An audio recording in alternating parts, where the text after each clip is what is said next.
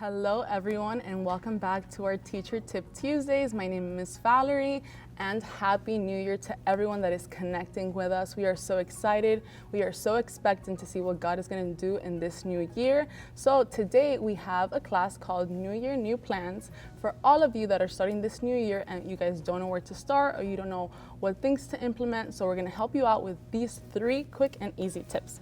So tip number 1 is this is the perfect time to reflect on last year, on 2021. You can evaluate and see what things worked in your classroom, what approaches worked, what approaches didn't work, and you can switch them up a little bit. So for example, if your kids weren't paying attention during worship, weren't engaging in the lesson, you can kind of switch things up a little bit. For example, I work in the 9 a.m. class, so my children, they come in very sleepy, not energetic. The last thing that they want to do is listen through a class. They want to go home and sleep. So what I like to do is I like to start us off with a game, something that will wake them up a little bit, engage them, and capture their attention. So for example, this week we're going to be doing a class called Teamwork.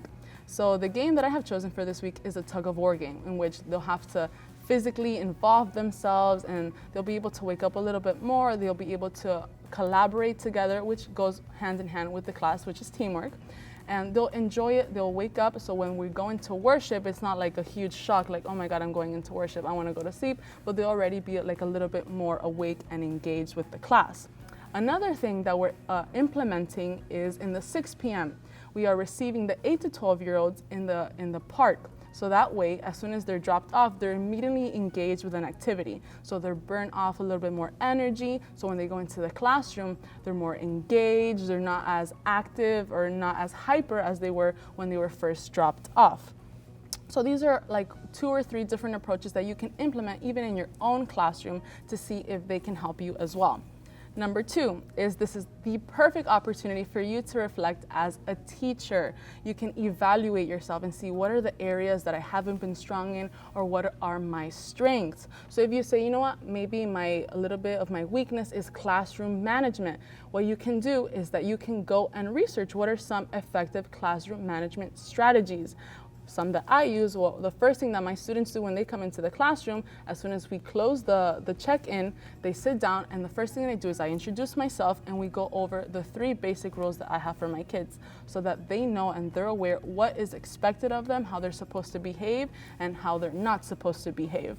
Another thing that I use is praise. If I see one kid that's picking up or that is on task, oh my gosh, I love the way that Joshua is cleaning up, or I love the way that Taylor is doing this. So the other kids will hear that, they will see that, and they'll begin to mimic the actions of the student that was receiving the praise. And my 3rd tip is to make sure that you are leaving room for God to reveal His focus to you in this new year. Personally, in this year, I felt that God was really leading me to lead my students into an experience with Him.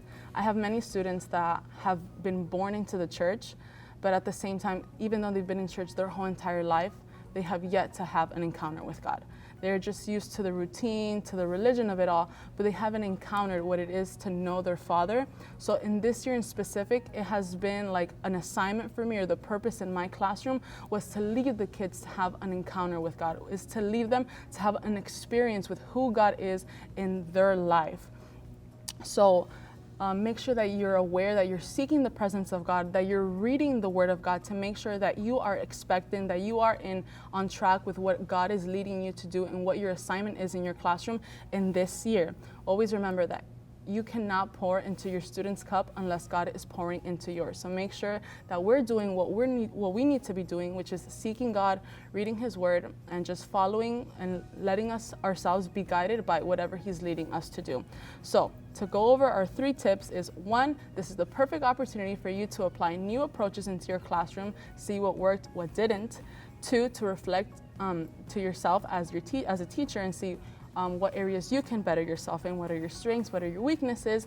And number 3, to make sure that you are leaving room for God to reveal His focus for you in your ministry, in your classroom in this new year. So I hope that these 3 tips helped you guys in some way. Please give us feedback if you guys have any questions, comments, concerns. We would love to connect with you guys, and we'll see you guys in the next one. Bye.